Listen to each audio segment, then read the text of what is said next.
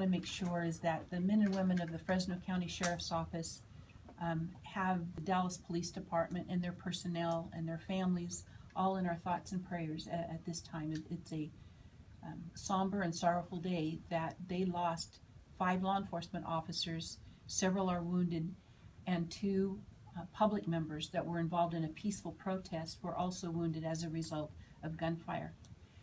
It's important to know that we here locally in the Fresno County area are talking, our law enforcement professionals are talking, not only locally. I was involved this morning in a national conference call that included the FBI as well as Homeland Security.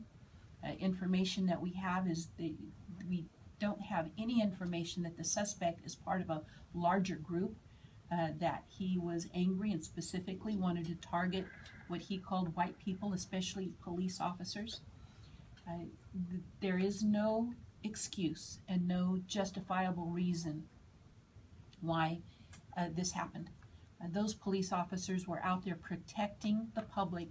They were protecting their First Amendment rights of peaceful protest.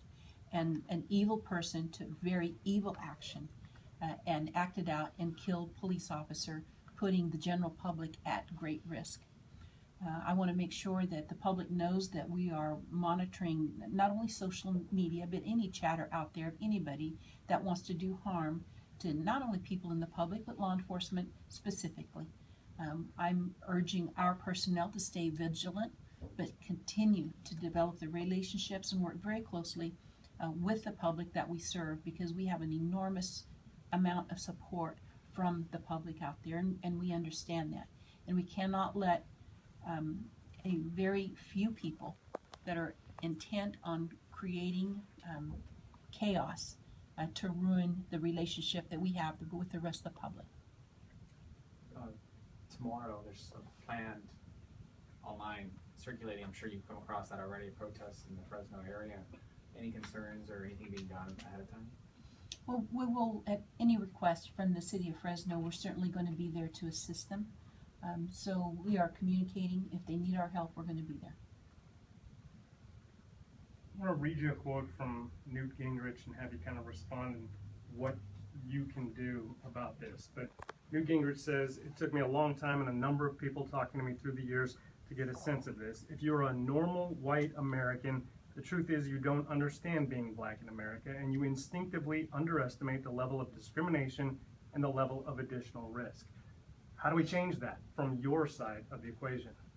I think the discussion that needs to occur is, no matter what color you are, that there's information that needs to be given to people, that when you receive instruction from law enforcement, that you follow in those instructions.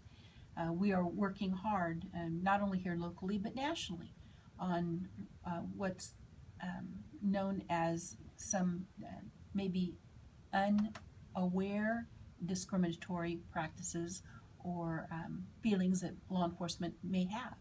The fact is, we need to talk about people who are involved in criminal activity and what are the basis of those criminal activities. Is it poverty? Is it joblessness? Not so much on law enforcement reacting in a way that they're trained to react. And remember that the justification and the test for what is reasonable is in the mind of a reasonably trained police officer in that situation at that time, without the benefit of 20/20 hindsight. And that's what happens when we see only a portion of a video, or we hear what emotionally charged comments are, and we make snap judgments. That's not good for anybody. We in law enforcement know that every day we go out and we risk our lives. We're willing to do that. And even after what happened in Dallas, we're still willing to do that. But it doesn't diminish the fact that we are still responsible for developing relationships in our communities. And I think that's what's important. And we're still going to do that. We want to make sure that not only our public is safe, but as law enforcement leaders, we have to make sure that our law enforcement officers go home safe at night. And we have these individuals like what happened in Dallas who have a mission. And this particular person's mission was to kill police officers specifically. And it's wrong. There's no way to justify that.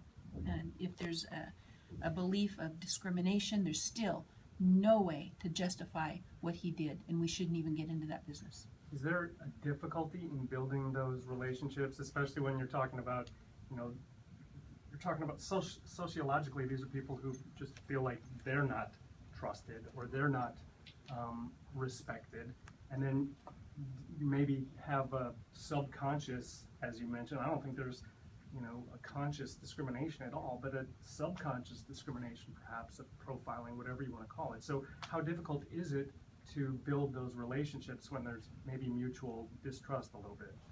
Well, one of the things that I think that maybe the general public, when they form their opinions, everywhere I go, and I'm in the public a lot, I'm everywhere, and what I hear, for the most part, is the public is very, very supportive of law enforcement, even in communities of color.